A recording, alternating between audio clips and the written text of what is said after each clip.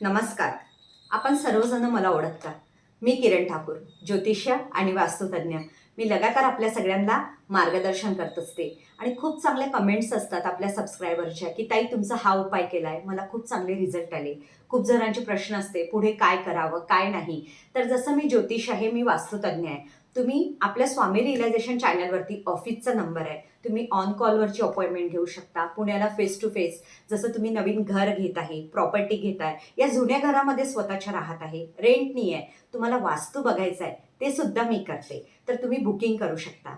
पण आजच्या व्हिडिओमध्ये मी आपल्या सगळ्यांना सांगणार आहे की लक्ष्मीचा फ्लो, म्हणजे लक्ष्मी माता कशी आहे, चंचल आहे आणि ती फ्लो करतं. तर त्याच्यामुळे पैसा कशा प्रकारे येईल. आणि जर मी शुभ कार्याला बाहेर जात आहे, बँकेच्या कामाला, खरेदीच्या कामाला, जिथनं मला पैसा घरामध्ये आणायचा आहे, तर मी काय करायला पाहिजे आणि कोणता मंत्र काम करेल.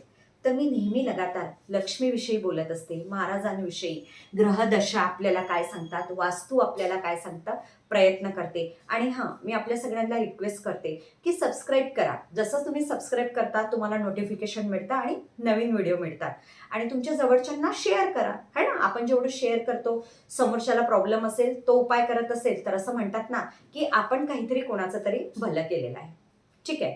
आता आपल्याला बघायचं आहे की बँकेचं काम करायला चाललंय, आपल्याला लोन पाहिजे.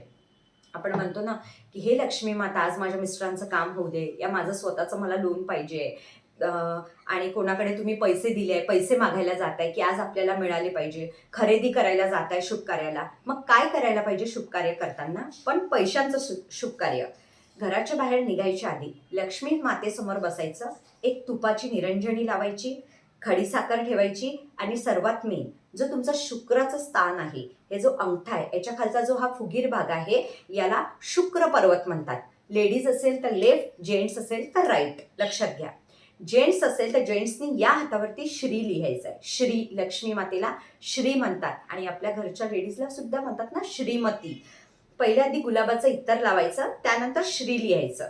ठीक आहे. आणि मनामध्ये म्हणायचं ओम भार्गवाय नमः, ओम भार्गवाय नमः 11 वेळा. ठीक आहे.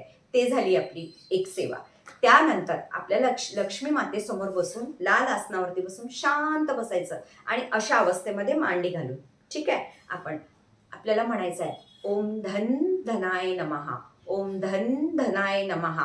हा मंत्र 7 वेळा म्हणायचा आहे. त्यानंतर लक्ष्मीला प्रार्थना करायची की लक्ष्मी माता, मी ज्या पण पैशाच्या शुभ कार्याला जात आहे, बँकेमध्ये जात आहे, कोणाकडे माझे पैसे आहे, माझी आज मोठी डील आहे, खरेदी आहे, ते काम माझं होऊ दे.